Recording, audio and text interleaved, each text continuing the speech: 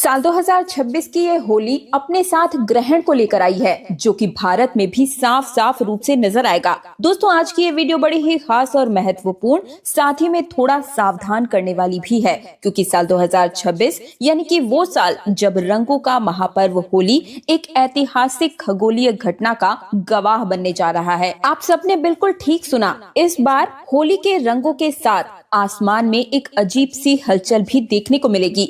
मैं बात कर रही हूँ होली के दिन लगने वाले चंद्र ग्रहण की। हमारे हिंदू धर्म में होली, दिवाली और रक्षाबंधन जैसे त्योहार बड़े ही पवित्र और बड़े ही धूमधाम से मनाए जाते हैं, लेकिन जब इन त्योहारों पर ग्रहण का साया पड़ जाए तो खुशी के साथ साथ एक डर और शंका भी मन में बैठ जाती है। साल 2026 की होली पर कुछ ऐसा ही संयोग बनने जा रहा है। ज्योतिष शास्त्र के अनुसार होली और चंद्र ग्रहण का एक ही दिन होना एक बहुत ही बड़ा और दुर्लभ संयोग है। अभी 17 फरवरी 2026 के दिन हम सभी ने सूर्य ग्रहण को झेला। इसके ठीक 15 दिन के बाद 3 मार्च होली के दिन अब चंद्र ग्रहण हम सभी को देखने को मिलेगा, जो कि भारत में भी साफ साफ रूप से नजर आएगा, जिसका असर न केवल हमारी कुंडली पर बल्कि हमारे भाग्य पर, यहाँ तक कि शेयर मार्केट पर भी इसका भारी असर हम सभी को देखने को मिलेगा। इतना ही नहीं, हमारी पूजा पाठ के साथ साथ ही पूरी दुनिया के वातावरण पर भी ये भारी पड़ने वाला है। तो आज की इस वीडियो में मैं आप सभी की इसी दुविधा को दूर करने जा रही हूँ,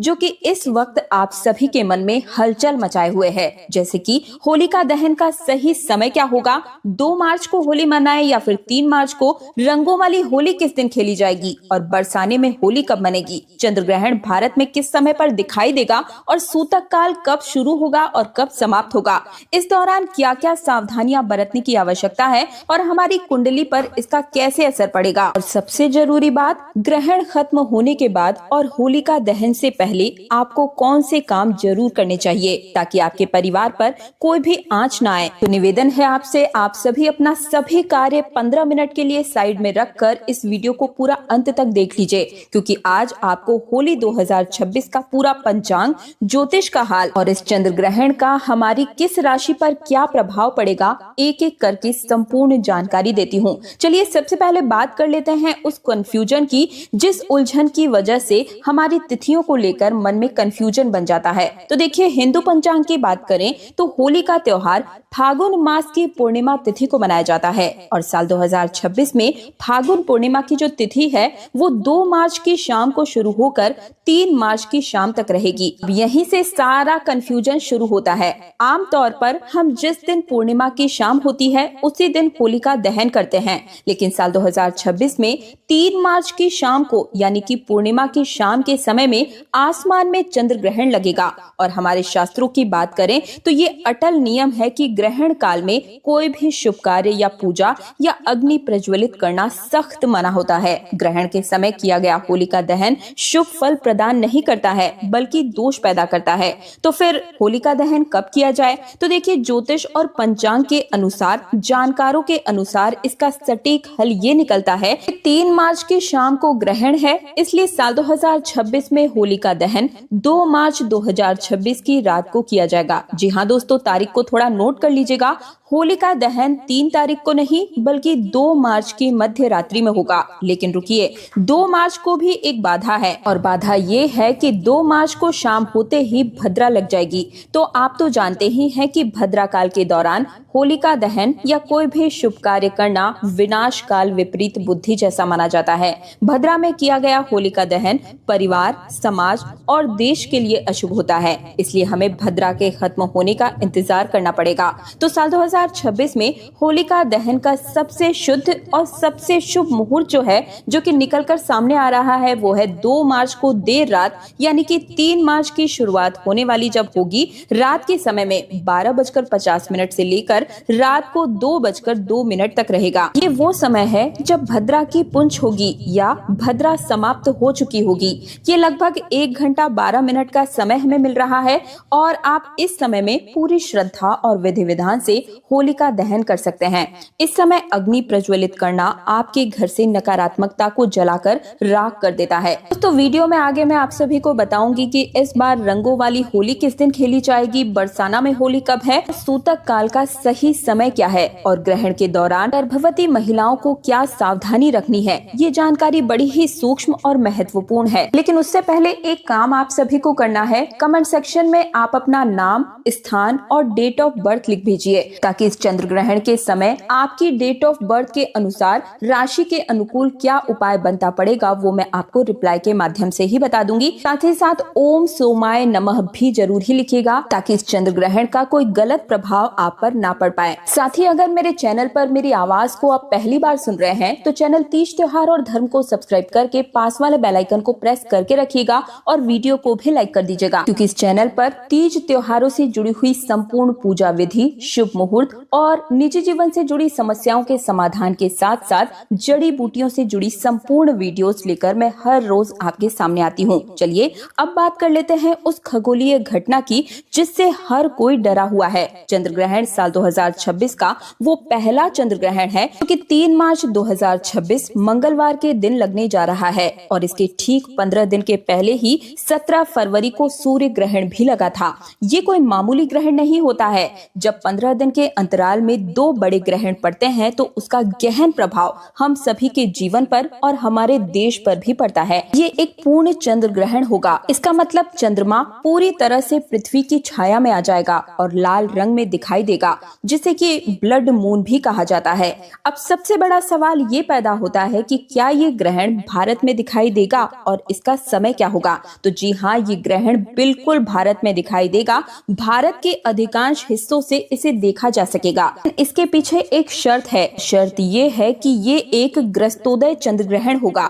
ग्रस्तोदय का मतलब होता है जब शाम को भारत में चंद्रमा उग तो जाएगा, पहले से ही ग्रहण से ग्रस्त होगा, यानी कि हमें चंद्रमा साफ सुथरा नहीं बल्कि कटा हुआ या छाया से ढका हुआ उगता हुआ दिखाई देगा। अब जान लेते हैं इसका सही समय। तो देखिए, भारतीय समय के अनुसार बात करें तो ये ग्रहण 3 मार्च को दोपहर के बाद से शुरू हो जाएगा, लेकिन चूंकि दिन में हमें चांद नहीं दिखता है इसलिए इसका महत्व शाम से शुरू होगा। भारत में चंद्रोदय का समय अलग अलग शहरों में अलग अलग समय पर होता है, यानी कि लगभग 6 से 6:30 बजे के बीच होता है। जैसे ही शाम को लगभग 6:20 के आसपास पूरब दिशा में चांद निकलेगा, ग्रहण शुरू हो चुका होगा। ये ग्रहण शाम 6:47 पर समाप्त हो जाएगा, यानी कि इसका मोक्ष काल शाम 7 बजे से पहले ही हो जाएगा। भले ही यह ग्रहण भारत में शाम को केवल 20 से 25 मिनट के लिए ही दिखे, लेकिन शास्त्रों के अनुसार अगर ग्रहण आपके शहर में दिख रहा है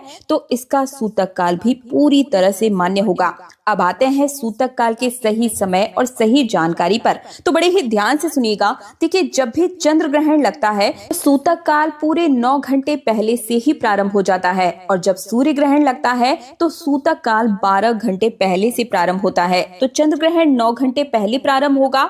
तो ग्रहण का जो स्पर्श काल है वो भारतीय समय के अनुसार बात करें तो दिन में ही हो जाएगा। इसलिए 3 मार्च को सुबह से ही सूतक के नियम लागू हो जाएंगे। सूतक काल का सही समय 3 मार्च को सुबह 9:39 से शुरू हो जाएगा और ये सूतक काल ग्रहण खत्म होने के साथ ही यानी कि शाम 6:47 तक लगातार चलेगा। सूतक काल को अशुद्ध समय भी माना जाता है और इस दौरान वातावरण में नकारात्मक ऊर्जा बहुत ज्यादा होती है। तो आपको इस दौरान क्या करना है और क्या नहीं करना है ये आप कहीं नोट कर लीजिए या फिर इस वीडियो को सेव कर लीजिए। देखिए, सबसे पहली बात, पूजा पाठ बिल्कुल ही वर्जित होती है जब भी ग्रहण लगता है। तो देखिए, 3 मार्च को सुबह 9:30 से पहले आप सभी अपने घर में पूजा पाठ से निपट जाइएगा और इसके बाद में घर के मंदिर के जो कपाट हैं उन्हें बंद कर दीजिएगा या फिर पर्दा डाल दीजिएगा। भगवान की मूर्तियों का स्पर्श करना पूरी तरह से वर्जित होगा। और दूसरा, खाने पीने की जो भी चीजें हैं सूतक काल लगने से पहले ही यानी कि सुबह 9 बजे के आसपास ही खाने की सभी चीजों में, जैसे कि दूध, दही, पानी का मटका हो गया या कोई खाने की ज्यादा चीज है तो उसमें भी तुलसी दल डाल कर रखिएगा या फिर कुशा डाल दीजिएगा। देखिए, वैज्ञानिक और धार्मिक दृष्टि से तुलसी में पारा यानी कि मर्क्यूरी होता है जो कि ग्रहण की हानिकारक किरणों को भोजन में प्रवेश करने से रोकता है। तीसरा, इस दौरान आप किसी भी नुकीली चीजें जैसे कि सुई, कैंची, चाकू का इस्तेमाल बिल्कुल भी ना करें, सिलाई कढ़ाई भी ना करें। बस मन ही मन में मंत्रों का जाप करते रहें या फिर धार्मिक पुस्तकें पढ़ें। जो भी गर्भवती महिलाएं हैं वो पूरी तरीके से अपने आप को कमरे में बंद कर लें ताकि कहीं से भी रोशनी ना पड़ सके। कोशिश करें कि ग्रहण काल के दौरान परिवार का कोई भी सदस्य घर से बाहर ना निकले और गर्भवती महिलाएं इस दौरान ना तो झुके और कोशिश करें कि इस दौरान अपने पेट पर गेरू का लेप लगा ले या फिर गाय के शुद्ध गोबर का लेप भी आप लगा सकते हैं। और अब सबसे बड़ा सवाल जो कि हर किसी को परेशान करके रखता है कि रंगों वाली होली कब खेली जाएगी, यानी कि धुलंडी कब खेली जाएगी। तो देखिए, आमतौर पर हम होलिका दहन के अगली सुबह रंग खेलते हैं। तो इस हिसाब से तो हमने होलिका दहन 2 मार्च की रात को किया। इस हिसाब से 3 मार्च की सुबह हमें रंगों वाली होली खेलनी चाहिए। लेकिन यहाँ ज्योतिष आड़े आता है। 3 मार्च को सुबह से ही सूतक लग रहा है और शाम को ग्रहण है। तो ज्योतिष शास्त्र कहता है कि ग्रहण के दिन उत्सव नहीं मनाना चाहिए। ग्रहण का दिन संयम, तप और जप का दिन होता है, ना कि शोर शराबे और ना ही हुड़दंग का। इसलिए देश के बड़े बड़े विद्वानों और काशी के पंचांग के अनुसार रंगों वाली होली 3 मार्च को नहीं बल्कि 4 मार्च 2026 बुधवार को खेली जाएगी। 4 मार्च को ग्रहण का कोई साया नहीं होगा। पूर्णिमा तिथि खत्म हो चुकी होगी और चैत्र मास की प्रतिपदा तिथि यानी कि हिंदू नववर्ष की पहली सुबह की तरह होगी। वातावरण पूरी तरह से शुद्ध और सकारात्मक हो चुका होगा। इसलिए 4 मार्च को आप जी भर के रंगों वाली होली खेलें, गुलाल उड़ाएं और होली मिलन समारोह बड़े ही प्रेम और धूमधाम से मनाएं। इस दिन पूरी तरह से शुभ योग भी बन रहे हैं। और अब बात कर लेते हैं कि ये चंद्र ग्रहण भारत में कहां पर दिखाई देगा और इसका ज्योतिष प्रभाव क्या है। तो देखिए, ये चंद्र ग्रहण मुख्य रूप से एशिया, ऑस्ट्रेलिया, अमेरिका और प्रशांत महासागर के क्षेत्रों में दिखाई देगा। ज्योतिष की दृष्टि से ये ग्रहण सिंह राशि और पूर्वा फाल्गुनी नक्षत्र में लग रहा है। इसका मतलब ये है कि जिन लोगों की राशि सिंह है उन्हें इस दिन थोड़ा ज्यादा संभल कर रहने की आवश्यकता है। आपको मानसिक तनाव, बेचैनी या छोटी मोटी चोट लग सकती है, तो थोड़ा सा ध्यान और सतर्क रहिएगा। सिंह राशि के अलावा कुंभ और वृश्चिक राशि वालों को भी थोड़ी सावधानी ज्यादा बरतने की आवश्यकता है। लेकिन घबराइए नहीं, उपाय बड़ा ही सरल है। ग्रहण के दौरान आप अपने गुरु मंत्र का जाप करते हुए रहें या फिर ओम नमः शिवाय महामृत्युंजय या फिर ओम नमो भगवते वासुदेवाय नमो नमः मंत्र का जाप भी कर सकते हैं। ग्रहण काल में किया गया मंत्र जाप सामान्य दिनों के मुकाबले 100 गुना से भी ज्यादा फल देता है। इससे आप घबराएं नहीं, यानी कि आपदा नहीं बल्कि अवसर माने और जितना हो सके पुण्य कमाएं और अपनी राशि पर इसका अधिक से अधिक सकारात्मक परिणाम भी पाएं। और अब सबसे जरूरी बात कि ग्रहण समाप्त होने के बाद क्या करें और होलिका दहन से पहले क्या करें। तो देखिए, होलिका दहन तो हम एक रात पहले कर चुके हैं, लेकिन उसकी राख और प्रसाद ग्रहण करना अभी बाकी है। तो 3 मार्च की शाम को जैसे ही 6:47 पर ग्रहण खत्म हो जाएगा,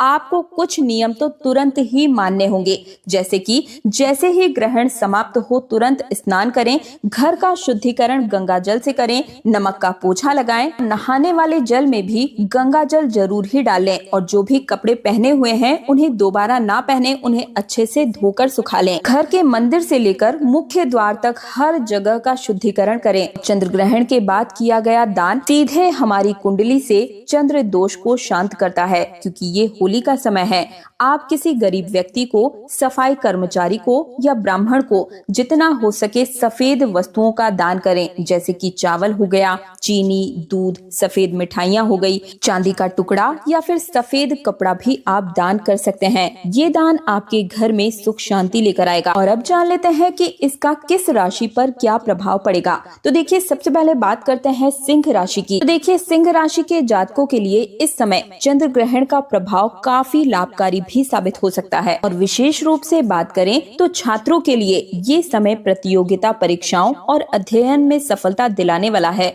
जो लोग राजनीतिक, प्रशासन या फिर सरकारी सेवाओं से जुड़े हुए हैं, उनके लिए ये ग्रहण काफी तरह की खुशखबरियां लेकर आने वाला है। नई गाड़ी, विवाह के योग भी बनते हुए नजर आ रहे हैं। अगली राशि है धनु राशि। धनु राशि के जितने भी जातक हैं, इस चंद्र ग्रहण के प्रभाव शुभ और फलदायी बने रहेंगे। इस समय आपको कोई भी वाहन या संपत्ति प्राप्त हो सकती है, जिससे आपकी आर्थिक स्थिति मजबूत होगी।